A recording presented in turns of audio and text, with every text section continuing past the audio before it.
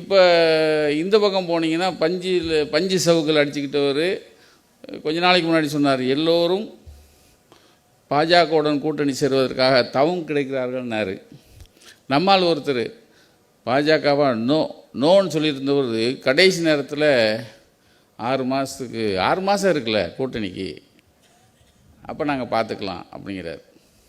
அப்போ அண்ணன் சொன்ன ஒரு விஷயம், இந்த கூட்டணிங்கிற ஒரு விஷயம் பாஜகவும் மேற்படி எடப்பாடி கட்சியும் சேர்ந்துக்குது. ஏன்னா எடப்பாடி அவர் அந்த கட்சியை காப்பாற்றுறதுக்கு ரொம்ப கஷ்டப்படுறாரு அவர்.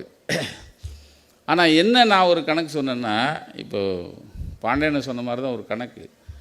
எப்போ நாம் 1லேருந்து ஆரம்பிப்போம், திமுக கூட்டணி 1லேருந்து எத்தனை, இப்போ ஒவ்வொரு ஆளுக்கு எத்தனை % ஓட்டு இருக்குன்னு ஆரம்பிப்போம். ஆனால் இங்கே பாஜக அதிமுக சேர்ந்தால் -18லேருந்து ஆரம்பிக்கணும். ஏன்னா இந்த ஓட்டு இருக்குல்ல, இஸ்லாமிய ஓட்டு, கிறிஸ்தவ ஓட்டு, இந்த ஓட்டு அந்த ஓட்டுலாம் இருக்குல்ல, அதுக்கப்புறம் பகிச்சு வச்சுருக்காங்கல்ல, அதை பூரா நீங்கள் மைனஸ்லேருந்து தானே ஆரம்பிக்கணும். இவங்க என்றைக்கு 1க்கு வந்து அதுக்கப்புறம் அங்கே போகணும். அப்போது இவங்க சேரணும்யா, அப்போ தான் நல்லது.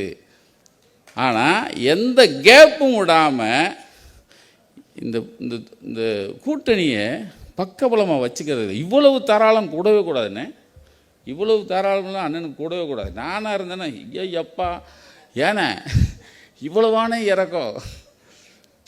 அப்போது ஒரு மனுஷன் இந்த மக்களுக்கான இந்த நல்லாட்சியை கொடுக்கணுங்கிறதுக்காக எவ்வளவு இறங்கி போகிறாருங்கிறத பார்க்கும்போது அவருக்கு எத்தனை முறைனாலும் நம்ம வாழ்த்து சொல்லிக்கிட்டே இருக்கலாம்.